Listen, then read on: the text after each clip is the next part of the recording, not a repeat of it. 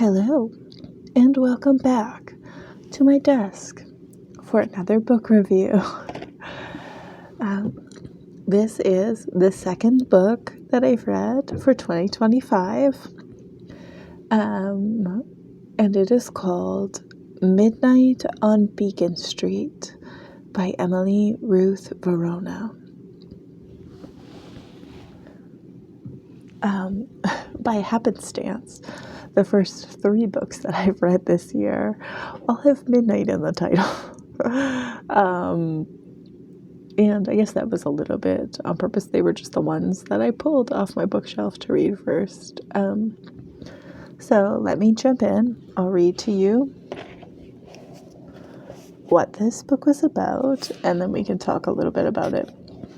October 1993. When single mom Eleanor Mazinski goes out for a much-needed date night, she leaves her two young children, sweet, innocent 6-year-old Ben and precocious, defiant 12-year-old Mira, in the capable hands of their sitter, Amy. The quiet 17-year-old is good at looking after children, despite her anxiety disorder. She also loves movies, especially horror flicks. Amy likes their predictability. It calms the panic that threatens to overwhelm her. The evening starts out normally enough, with games, pizza, and dancing. But as darkness falls, events in this quaint suburban New Jersey house take a terrifying turn. Unexpected visitors at the door, mysterious phone calls, and by midnight, little Ben is in the kitchen, standing in a pool of blood, with a dead body at his feet. In this dazzling debut novel, Emily Ruth Verona moves back and forth in time, ratcheting up suspense and tension on every page, chock full of nods to classic horror films of the 70s and 80s. Midnight on Beacon Street is a gripping thriller full of electrifying twists and a heartwarming tale of fear and devotion that explores our terrors and the lengths we'll go to keep our loved ones safe. So, it sounds like a pretty good book. It has this tagline on the front here: one night, one house, one dead body. Before I get into the context and like the meat of the review, I want to talk about the book jacket. I think visually it's really nice. It's simple. The lighting in here is kind of throwing off the color grading. The yellow of the candles. But it's really nicely done. It's kind of this eerie light blue fog with just the single window lighted in the house, and like the soft pink title with a soft yellow. It really does give you like 1980s like horror movie vibes, I think. So I think that was accurate. The cover itself is matte, even though it's kind of like a weird glossy matte. So you'll see the light kind of reflecting on it, but it is actually matte. If you see the textures are the text is a little bit shiny, but it's also matte. It's weird.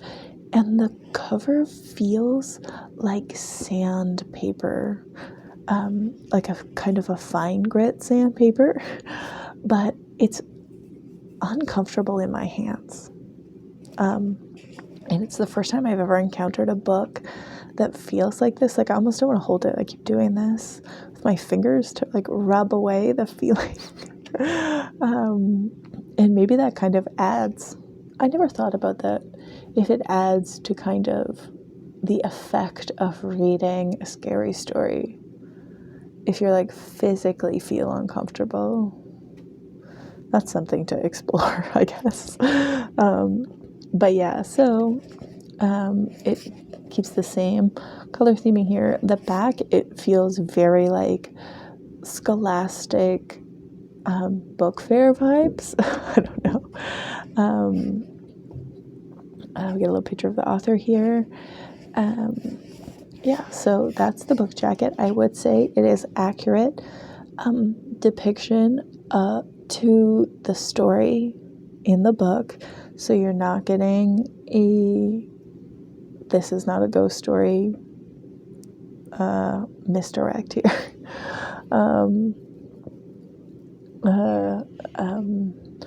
It definitely suits the story that you're given. So be comfortable in knowing that. As for the story itself, I have a lot of conflicting feelings about it. So I think in the back here where it tells you it goes back and forth in time, ratcheting up suspense and tension on every page. And I would say not exactly. I do think that the author does a good job intermittently of building suspense and tension. But I don't know if it was entirely successful. And I do think that this book is probably for a younger audience than something like The Midnight Feast was. So it might be just like a different level, you know? And even though that book it wasn't about tension and suspense, it was kind of about the weaving of the story. It's like a whole different experience.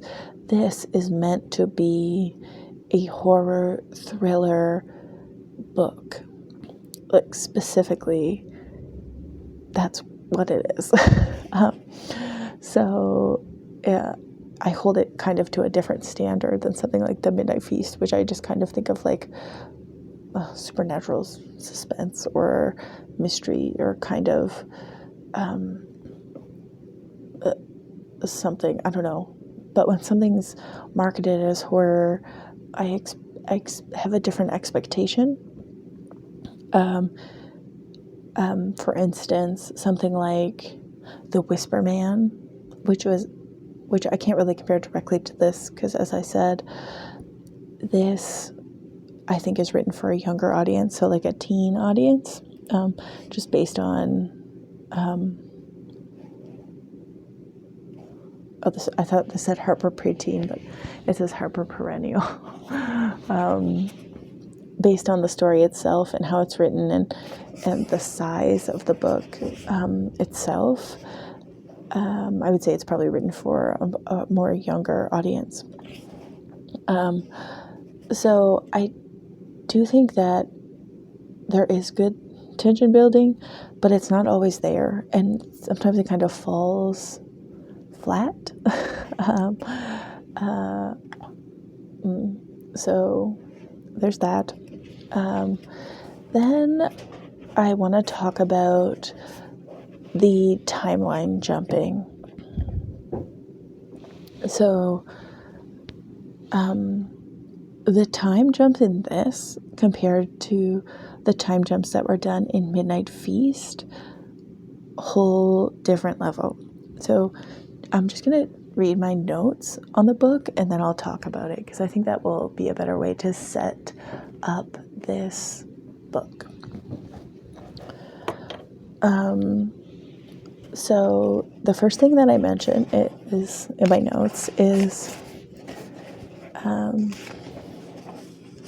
the book starts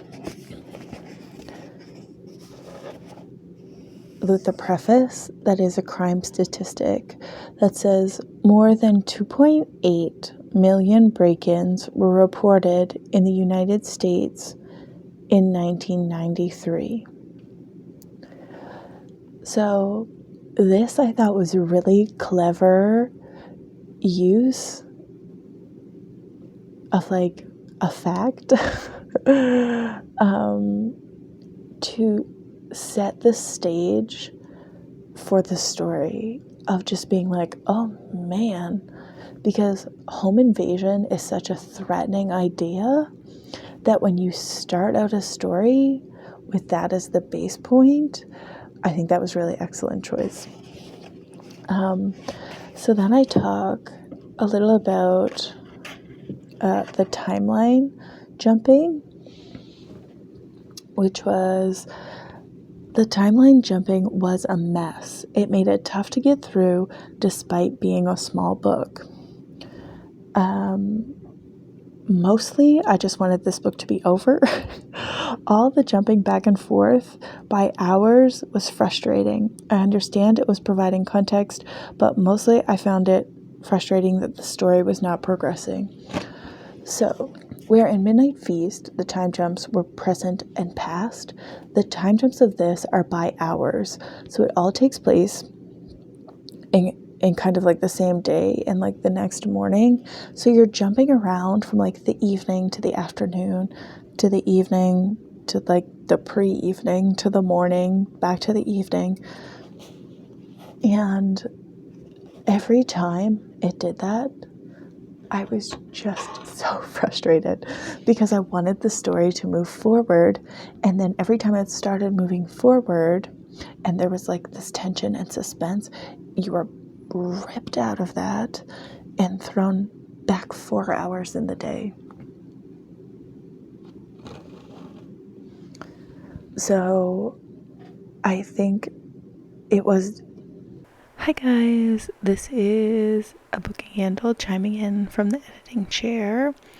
There were 2 things that I forgot to mention that I wanted to add in, which was similar to Midnight Feast. This book does also switch perspectives between the characters of Ben and Amy, so it does that in addition to the jumping around from hour to hour.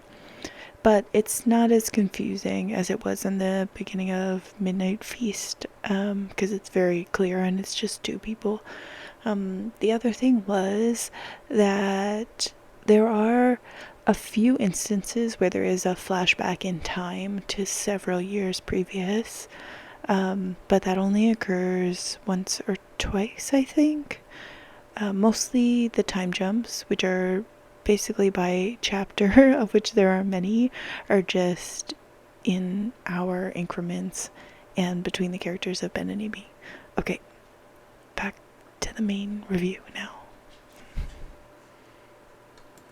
I understand why the book is structured this way, but it was incredibly frustrating, and so I don't think it was like a good execution of it, and that could just be me and the way that I rate stories, but it was so frustrating that despite this being a very small book, it took me several days to read, and there were points where I just wanted to stop reading it. So just be aware of that. I would put that disclaimer on this book hard, where with Midnight Feast, as the story progressed, I became more comfortable with the time and perspective shifts. In this book, I was just not about it. One other thing I want to mention, because it's not in my notes, but I remembered when I was reading the back of the book, was the brother and sister and the mom will refer to the characters of Ben and Mira just by the initial B and M. And honestly, when I was reading the book, I had the thought that, was this just an error in editing, that they were meant to put in the full names and then they didn't? And as it happened more through the book, I was like, okay, no, this is just kind of to show a familiarity within the family and how they refer to each other.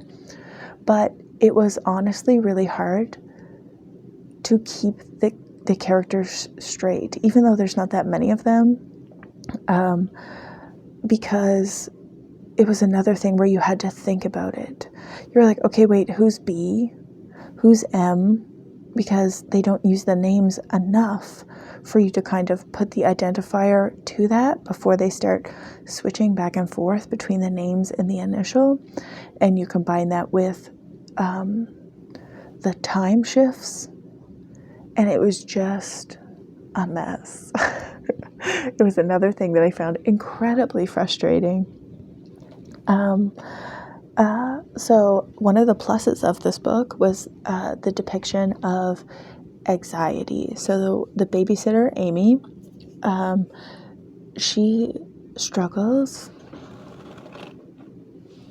with pretty severe anxiety that includes panic attacks. And so that's kind of an ever-present element that heightens the tension at points. And kind of that's a good thing about this book, is it kind of shows how you can deal with anxiety and what it feels like to have anxiety. If you're someone who doesn't deal with that, it's a good window into what it's like to suffer from that on a daily basis and how that can impact the way you deal with certain situations. So that was really good in this book. The kids.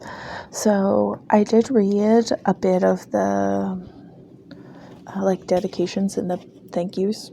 I don't know what they're called in the back of the book, where the author like thanks people for helping them contribute to the development of the book.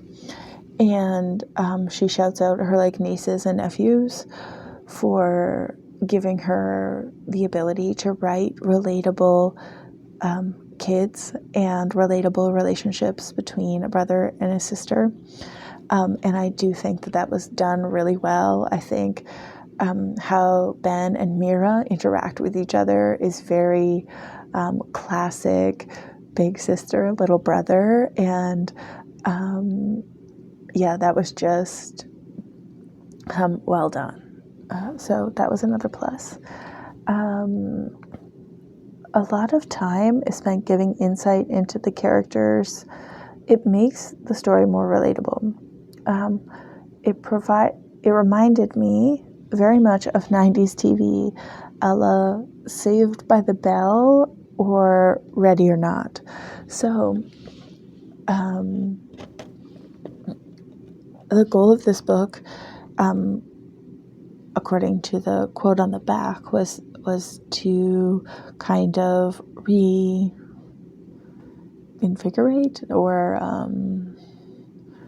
I don't know, give a nod to 70s and 80s horror. But I found it did do that, but also to like 90s TV. That was how I kind of related to it, how the teenagers interact with each other and kind of the lessons learned, the brother-sister relationship, the babysitter element, the mom element, was all very reminiscent of that, very nostalgic vibes from this book. Another thing, subject that this book touches on and covers quite well is domestic abuse. So there is kind of an element of that with the parental situation of the kids in the book that comes into play. And I think that was done in a really respectful way of that type of a subject matter. It was one of the elements that really helped to punch up the very threatening overtone that the author is trying to create as the story, pushes towards the climax. So it was, it's so overall, this is kind of why I feel very conflicted about this book. I think the fact that I'm probably not the target audience is leading me to like critically lay a heavy hand on the book, but like idea wise and how the story plays out in the end, it was a good book. I think it was a really good idea. I think the author does so much well. It was just the thing that really hammered it down for me was the jumping back and forth by hours in the same day. It really put a damper on me wanting the story to progress. And so, yeah, I can't say either way. I can't say it's a bad book because it's absolutely not. But I can't say that I loved it. But I'm also not the target audience, I don't think. So I don't know how much a younger person, like a 16-year-old, would view the suspense and tension building in a different way. But yeah, so I would recommend it, but obviously with caveats. It's very similar to the last review, although I did like that book more, and I would more generously recommend that to someone to read. This is obviously would be for like a younger person, and with kind of just a lot more, just so you know, this is how the book is structured. And just so you know, it's a kind of a little bit of a slow progression in the story, but it was also one, much like Midnight Feast, where I was trying to predict what was going to happen, and in some ways I was kind of spot on the nose, but in other ways it went where I was just like, oh, dang, I didn't see that coming, so yeah, so it was good, but it was not for me.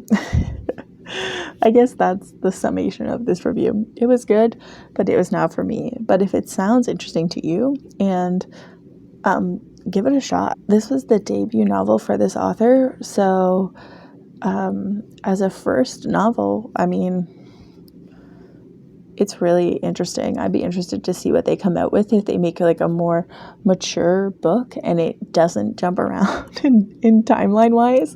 Then I'd be really interested to see what they could write for like an older audience, because the elements of this book that were good, and it's what I look for in a story.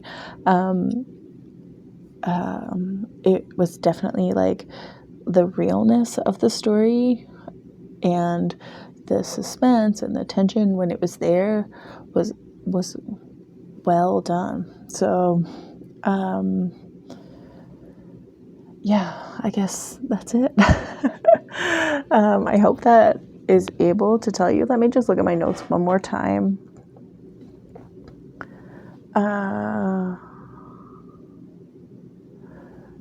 Oh yeah, so the last thing that I said was, I don't know if I would classify this as horror. And yes, I would say I don't know that I would classify this as horror.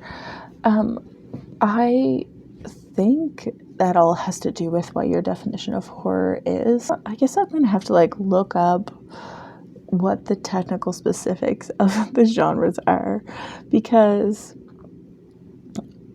they seem somewhat fluid in my mind. And also I think it depends on your point of view of what you ascribe to those genres. Let me look it up. Okay. So according to Google, basically, horror intends to create an eerie and frightening atmosphere for the reader. A story in which the focus is on creating the feeling of fear. So, I take back what I said. This is a horror story. It's just for a younger audience than what I am.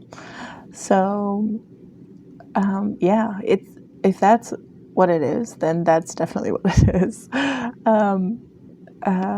So you can watch me eat my words on that one. And that's it. That's all I had to say about this book. If it seems interesting to you, definitely check it out.